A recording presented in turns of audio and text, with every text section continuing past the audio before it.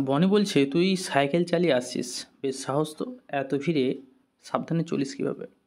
সজল, cycle চালানো ভালোই লাগে, তবে সাবধানে থাকি সব সময়। বনি বলছে, অনেকে ভালোভাবে সাইকেল চালানোর গুরুত্ব বোঝে না। ছোটোখাটো দুর্ঘটনাও অনেক বড় সমস্যার কারণ হতে পারে। সজল, একদম ঠিক। আরে তুই তো জানিস, গত সপ্তাহে আমার এক পরিচিত ছোটোখাটো দুর্ঘটনায় মাথায় চোট পেয়েছিল। স্লো না থাকলে অবস্থা আরও খারাপ হতে পারত। বনি, পথ চলায় ট্রাফিক সিগন্যাল মানা, জেব্রা ক্রসিং ব্যবহার করা, এগুলো কিন্তু অনেক জরুরি। সজল, ঠিক বলেছিস। আমরা তো দেখি অনেকেই ট্রাফিক সিগন্যাল না মেনেই হুট করে রাস্তা পার হয়। এতে নিজের জীবন তো ঝুঁকির মধ্যেই পড়ে, সাথে তারা অন্যদেরও জীবনটাকে ঝুঁকির মধ্যে বিপদে ফেলে দেয়। বনি, আর একটা জিনিস কি তুই লক্ষ্য করেছিস? অনেকে মোটর সাইকেল চালক আছে যারা সিগন্যাল ভেঙে দ্রুত গতিতে চলে যায়, এমনকি মোবাইল ফোনে কথা বলতেও দেখেছি।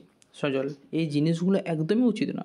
গাড়ি চালানোর সময় মোবাইল ব্যবহার খুবই বিপজ্জনক, এসব এড়ানো উচিত। বনি, ঠিক বলেছিস। তবে রাস্তায় বেরোলে নিজের দিকটাও কিন্তু খেয়াল রাখতে হবে। প্রতিদিন হাজার হাজার মানুষ দুর্ঘটনার শিকার হচ্ছে শুধুমাত্র অসাবধানতার কারণে। আমাদের উচিত স্কুল, কলেজ, পরিবার সব জায়গায় পথ নিরাপত্তার বিষয়টা নিয়ে আলোচনা করা। ছোটোবেলা থেকেই সচেতনতা গড়ে তুলতে হবে। বনি, একদম সঠিক। চলো আমরা নিজেরা সাবধান হই এবং অন্যদেরও সচেতন করি। পথ নিরাপত্তা নিশ্চিত করতে সবার সহযোগিতা দরকার। সজল, ঠিক বলেছিস। নিরাপদ রাস্তার জন্য আমাদের দায়িত্ববান নাগরিক হওয়াটা খুবই জরুরি।